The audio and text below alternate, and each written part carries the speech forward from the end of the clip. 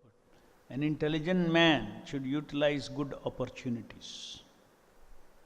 The first opportunity is a human form of life, and the second opportunity is to take birth in a suitable family where there is cultivation of spiritual knowledge that is rarely obtained. The greatest opportunity is to have the association of a saintly person. Devahuti was conscious that she was born as the daughter of an emperor. She was sufficiently educated and cultured, and at last she got Kardama Muni, a saintly person and a great yogi, as her husband. Still, if she did not get liberation from the entanglement of material energy, then certainly she would be cheated by the insurmountable illusory energy. Actually, the illusory material energy is cheating everyone. People do not know what they are doing when they worship the material energy in the form of goddess Kali or Durga for material boons. They ask, Mother, give me great riches, give me a good wife, give me fame, give me victory. But such devotees of goddess Maya or Durga do not know that they are being cheated by that goddess. Material achievement is actually no achievement, because as soon as one is illusioned by the material gifts, he becomes more and more entangled, and there is no question of liberation. One should be intelligent enough to know how to utilize material assets for the purpose of spiritual realization. That is called Karma Yoga or Jnana Yoga. Whatever we have, we should use as service to the Supreme Person. It is advised in the Bhagavad Gita, Swakarmana tam abhyarcha. One should try to worship the Supreme Personality of Godhead by one's assets. There are many forms of service to the Supreme Lord, and anyone can render service unto Him according to the best of his ability. Thus ends the Bhaktivedanta purports of 3rd Canto, 23rd chapter of Srimad Bhagavatam, entitled Devahuti's Lamentation. So Devahuti's lamentation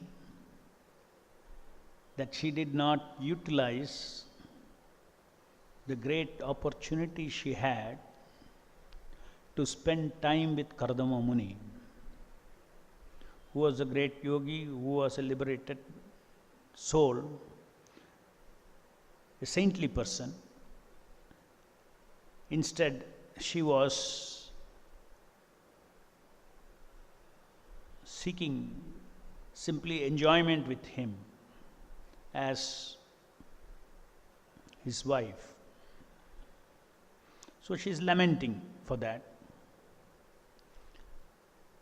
Now, after the entire process of spending time with Kardama Muni, traveling to all heavenly places, and having enjoyed together,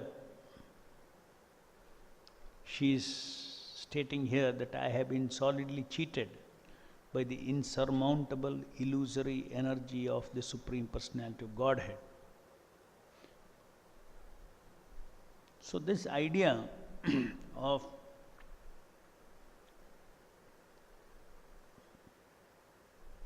being cheated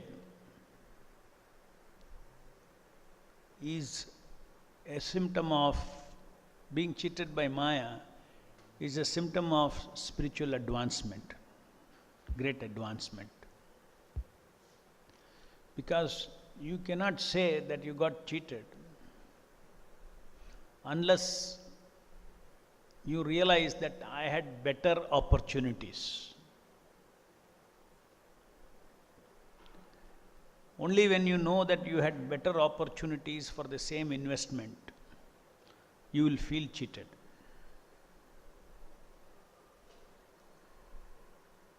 Otherwise, you cannot feel cheated. You need to have knowledge about having better opportunities.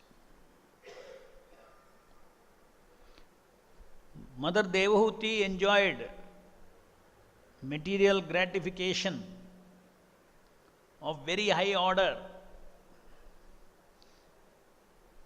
with Kardama Muni, and she feels that she's got cheated.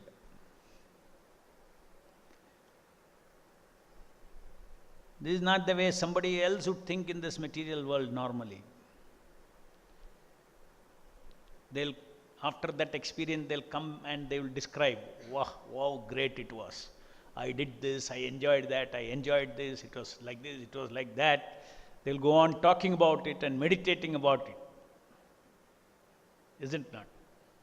That is the normal behavior of a person who gets good things in life. Now she got all good things in life. And yet she is lamenting because I didn't utilize the association of Kardama Muni.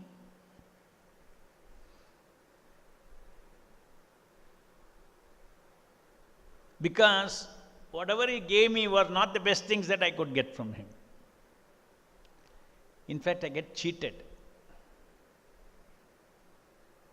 Prabhupada uses an excellent sentence here. An intelligent man should utilize good opportunities. It says, an intelligent man sees opportunities. He not just see, okay, this investment is good or not. He goes beyond that. He sees what are the alternate investments. The next level of intelligence it is. Just like if you want to buy a phone, iPhone or something, you want to buy a smartphone, you go and you see, okay, shall I buy this or not? Okay, this has this feature, that so many things, so this is a price. So if you're going on thinking, oh, how good is this phone? That already the phone manufacturer has made it look very good. So you'll buy it. Unless your mind goes out of this phone and thinks of alternate phones. Is it not? So you get stuck there. So in sense gratification is also like this. We get stuck in one sense gratification. Or we get stuck in one source of happiness. We think this brings happiness in life. It may be bringing temporary happiness. But what are you entitled for? Eternal happiness. What are you entitled for? Eternal love. This is your entitlement as a soul. So as a soul, especially in the human form of life, as a soul, as a spiritual person, our entitlement is eternal life. Our entitlement is to get liberated from this material body. That is our entitlement. So if one does not see that, then one simply thinks that something temporarily that gives relief, that gives happiness, that gives power, that gives some love, these things we get bewildered and then we get cheated.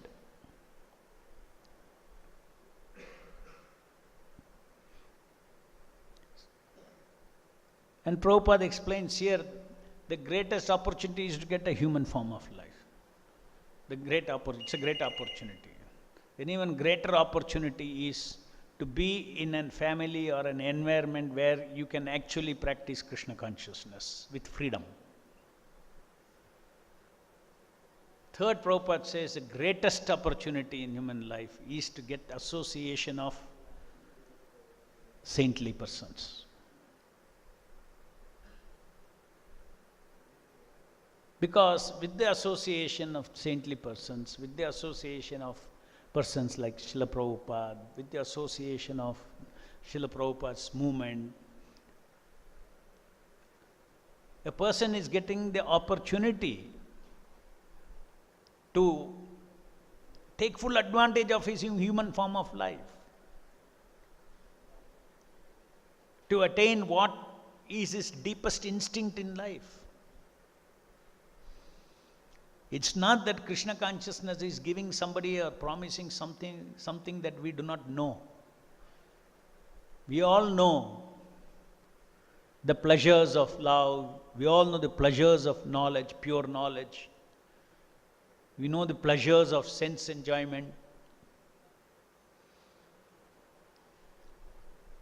We know, but then we are only in the material world, these samples are left. The samples of these things left. Samples of what? What is there in perfection in the spiritual world. Our nature is Satchidananda. Our Swarupa is Satchidananda. That deepest instinct in us for Sat and Chit and Ananda is coming out in the form of, when you need something,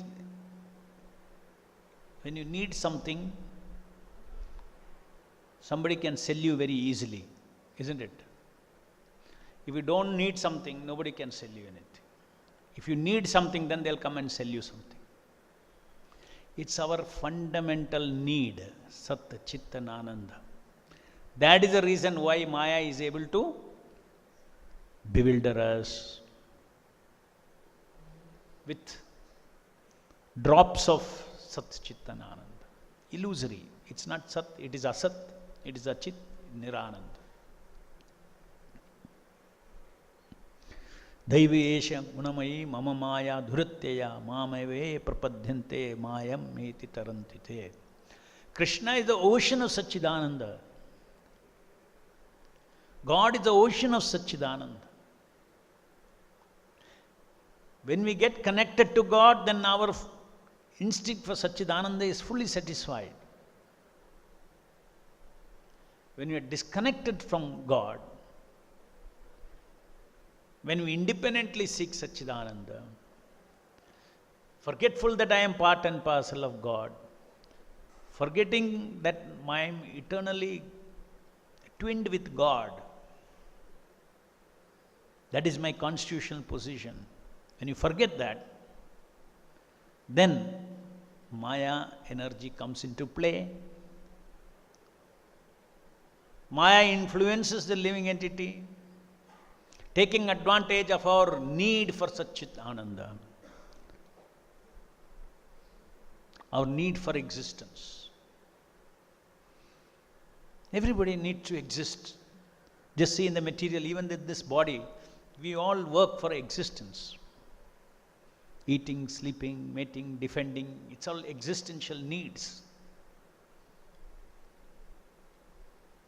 The spiritual world, there is no struggle for material existence like the existence there, here. Because we are all connected to Krishna, and Krishna takes care of his Amsha. And the Amsha is simply engaged in loving service of the Lord.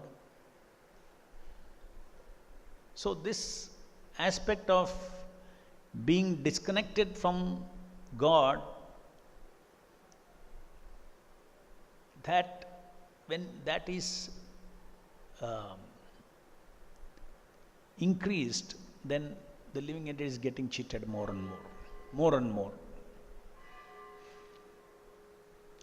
That is the reason why the path of dharma is regulated sense enjoyment.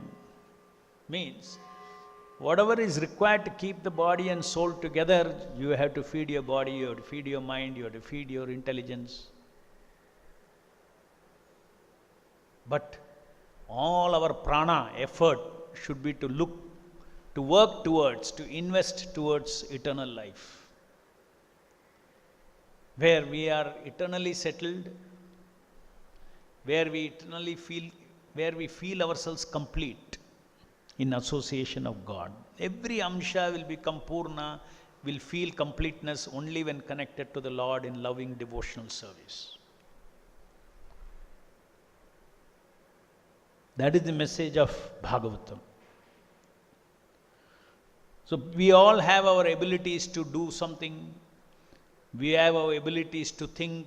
Like Prabhupada says, one should be intelligent enough to know how to utilize material assets for the purpose of spiritual realization. That is called Karma Yoga and Jnana Yoga. Whatever we have should be used as service to the Supreme Person. It is advised in Bhagavad Gita, Sukarmana tamabhyarcha. One should try to worship the Supreme Personality of Godhead by one's asset. So there are unlimited forms of service to the Lord. And service means, you offer all your abilities. Your thinking, feeling, willing, all your abilities you engage in service of the Lord. And there are so many ways we can think of serving the Lord. The Lord is an infinite enjoyer. So there are infinite ways of giving service to the Lord. Infinite amshas He has got. And His capacity to enjoy is unlimited. So one need not think of the very limited way of if I have to satisfy God, then I have to ring the bell and do arati. Surrender to Krishna means yes, that's all. No. Surrender to Krishna means Krishna's enjoying capacity is unlimited. Everything, when it is connected to Krishna, then we can engage that in devotion service. Because everything is in existence for His pleasure. If we are in Maya, the material world, everybody is in Maya, that is also serving Krishna in a way. What is that serving Krishna? Maya Devi is also Krishna's energy. The living entities who do not want to serve Krishna, they are being forced to serve Maya. They are bonded. Everybody in the material world is bonded.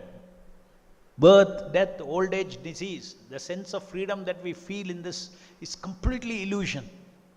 Every moment we are moving towards death, how we can never say that we are free? It's just a psyching oneself, one is free. One is completely pushed forward by Kala, old age, death. Nobody is an exemption to that.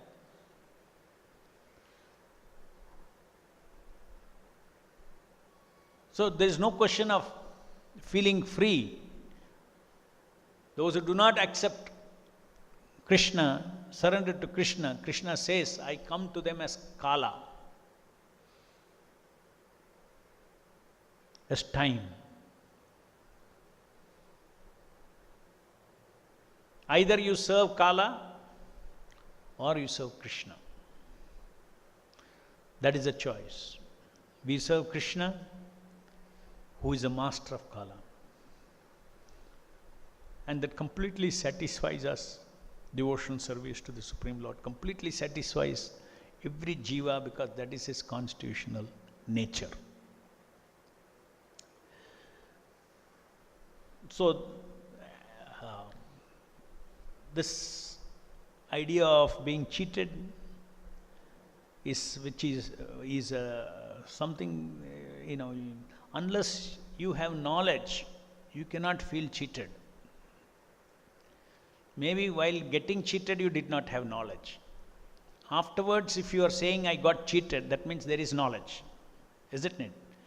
Similarly, Devahuti, by the association of Kardama Muni, though she was engaged in sense enjoyment with him, but as we discussed earlier, the association of such a great saintly person, even for the sake of sense gratification, has purified her and given her this knowledge by which she felt now she's able to compare and see what is the benefit and what is this me getting cheated.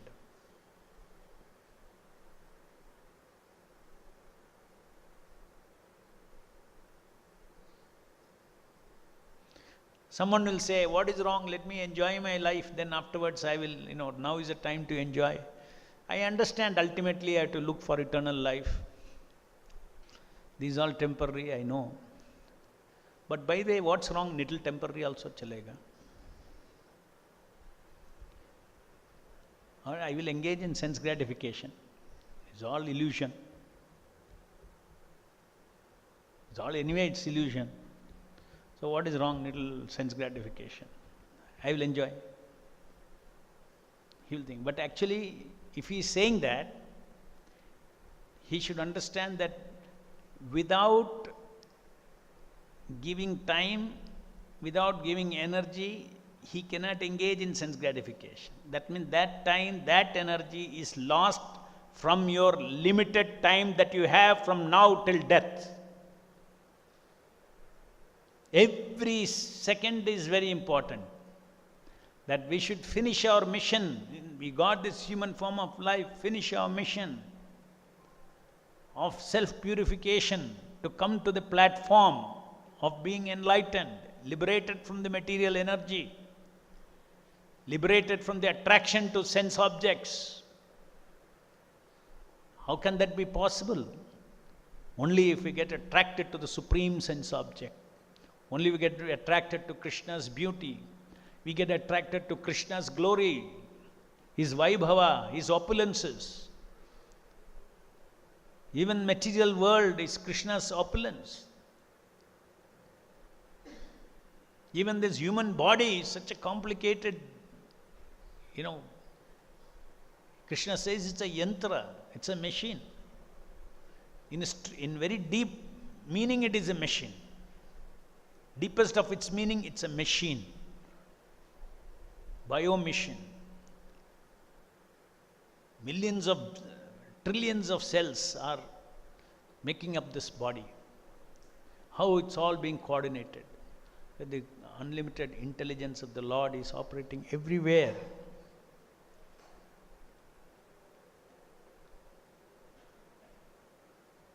So we should not waste any time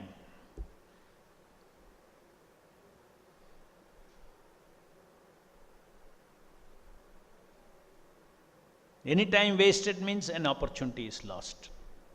Suppose sense gratification, you should understand that I am losing an opportunity. The very same time that time that I have, time and energy I put in sense gratification, I could have created an eternal asset for myself by reading Prabhupada's books or chanting Hare Krishna Mahamantra, or thinking about Krishna, trying to understand Krishna, or serving Krishna in different ways. These are the things that are eternally that matter to the soul. Whereas this sense gratification will come and go. It doesn't stick to us at all. When Devahuti was enjoying, she enjoyed. Afterward, that enjoyment is not sticking to her. It will not stick to. As I said, if at all it wanted to stick to yourself, you have to think about it, contemplate about it, and you have to rejoice it. Oh, it was nice and all those things. But the real enjoyment is gone. It comes and it goes.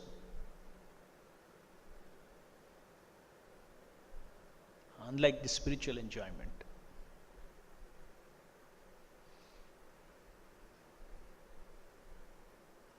So these are very simple, common sense understandings. But even this common sense understanding will not strike even to most sharp, materially intelligent person. Unless one has the mercy of associating with Prabhupada, mercy of associating with pure devotees, it will not strike. The most obvious things don't strike. It is not that the science of Krishna consciousness is very complicated. The science of Krishna consciousness is the most obvious. But it has to strike us as the most obvious. Who we are, what we are, why we are in this material world. What is our nature? What is the purpose of life? Nobody just sees such a large scale of ignorance that is going on in this world. The so-called leaders, the so-called intelligent people, they have no idea of why they are born, why they die. They have no idea. It's an assumed factor. Something they do between birth and death.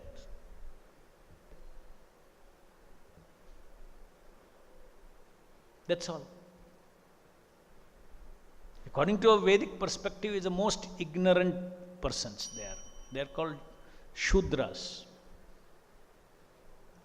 Kalo Shudra Sambhava. They have no perspective. They don't have a macro picture of existence. They don't have an understanding of why this material world. They don't understand why the law of karma. Nothing they have explanation. But the Bhagavatam, Bhagavad Gita gives us the entire perspective, gives us the absolute world view by which we can guide ourselves and guide the rest of this humanity. That is the reason why preaching is important. In Krishna consciousness, in our process, preaching is not for converting people. Preaching is for giving absolute education. Education of absolute knowledge. Not that you come from that faith to this faith. That is not the spirit of preaching Krishna consciousness. If at all we say have faith in Krishna, is because we say he is God, have faith in him. It is not about religion. It is about the absolute truth. It is about the absolute perspective of things as they are. If we say you are not this body, it is not about faith. It is about fact. You don't die, you are eternal.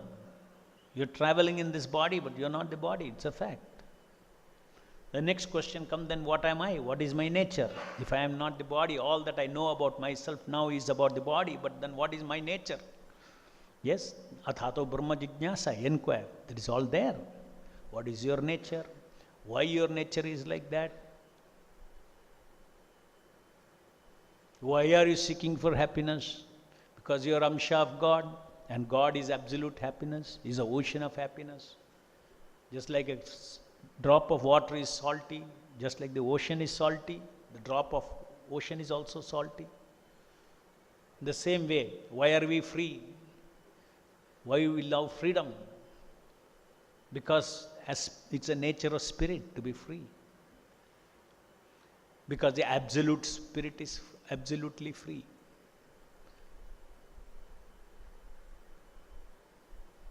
Like this, everything is seen from a global perspective, universal perspective, not global, universal, existential perspective. That is the perspective of Srimad Bhagavatam. Any questions?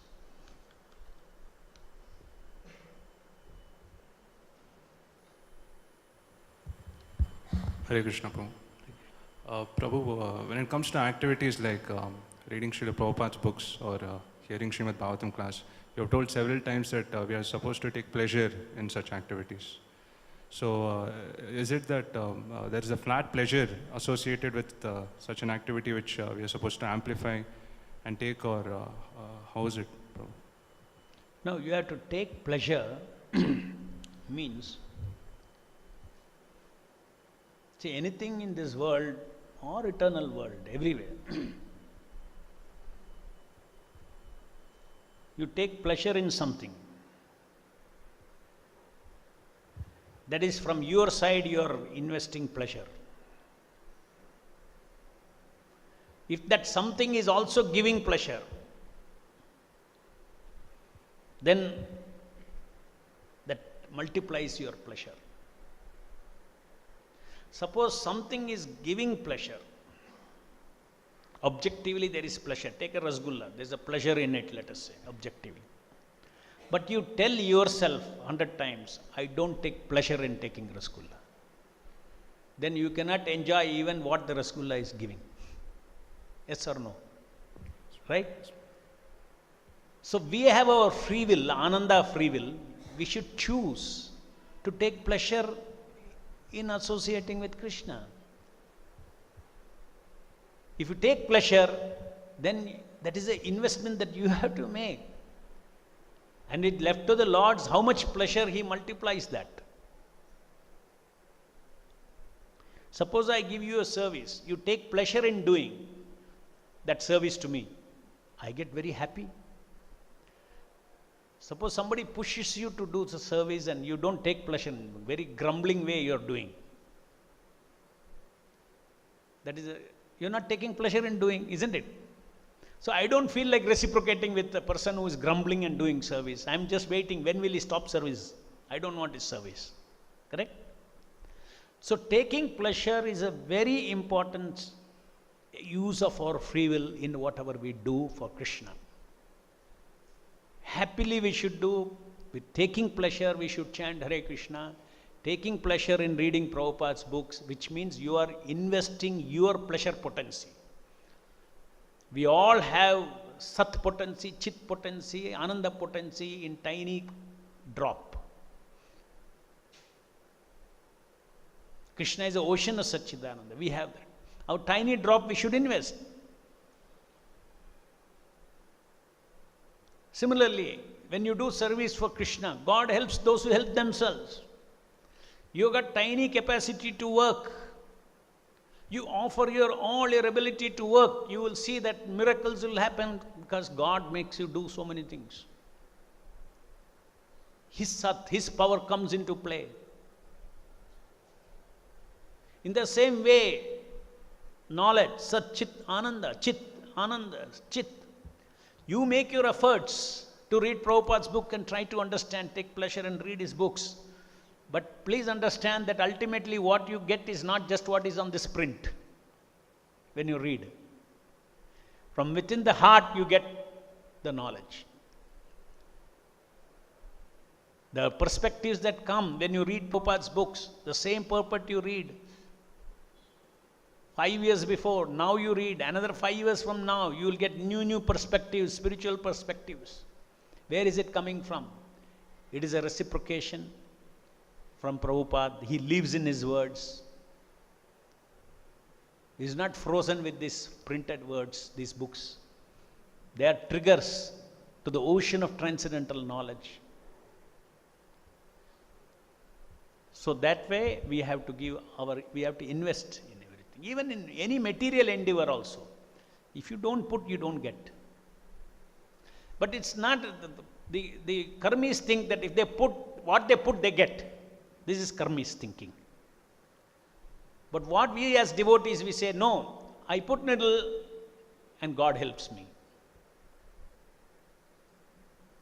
I put what I can and by His mercy I can do more than what I can do myself.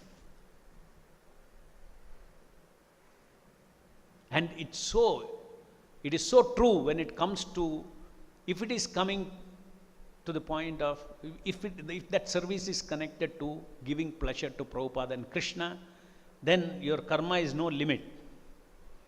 You simply have to offer whatever you can and desire, you will see ways and means, things will happen. Because it's not your work. Your work is limited by your karma. Your desires are limited by your karma. But if you adopt the desires of Krishna, then Krishna has no circles of karma. The only limitation is how much as an instrument I can handle the energy that comes to me from him. We all have a 60 watt light bulb has 60 watts only. Go more voltage, it will fuse, no? So Lord is unlimited, He can give. Unlimitedly He can empower living entities. But can your body, can your mind take that? That's the only limitation. That limitation, in our terminology, when we say your purification, your purified state is your limitation to how much you can do for Krishna.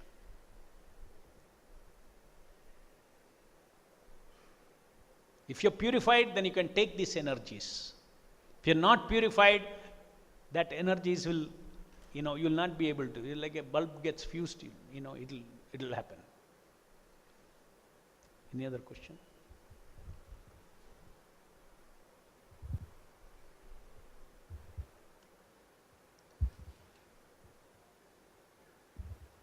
Hare Krishna Prabhu. A small clarification. Like you told, Sat, Chit, Ananda, these are our basic needs. And that is how Maya keep on bewildering us.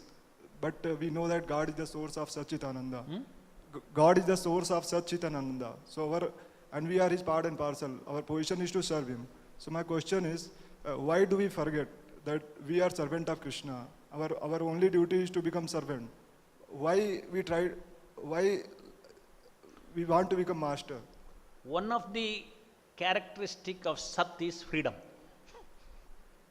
So your nature is Satchidananda.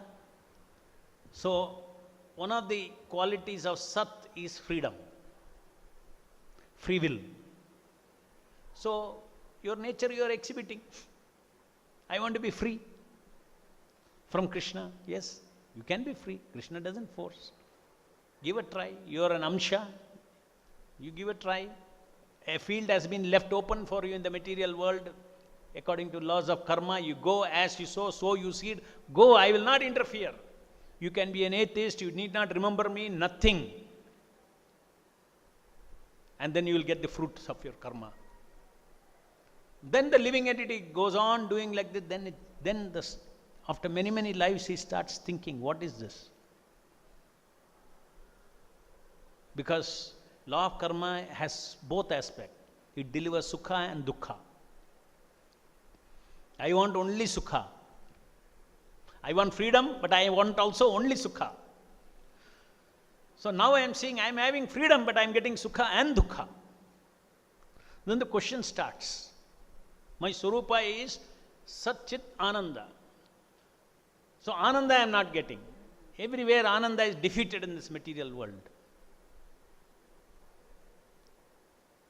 And then that is when you start thinking of, there must be, I am in an abnormal situation.